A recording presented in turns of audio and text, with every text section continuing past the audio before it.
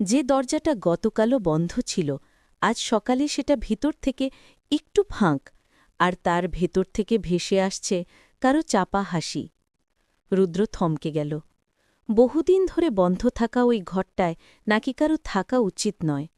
গ্রামে সবাই বলে ঘরটার ভিতর এক অজানা ছাড়া ঘোরে। রুদ্র কাঁপা হাত নিয়ে দরজাটা ঠেলে খুলল। ভেতরে ধুলো জমে থাকা বাক্সটা নিজে নিজে খুলে গেল।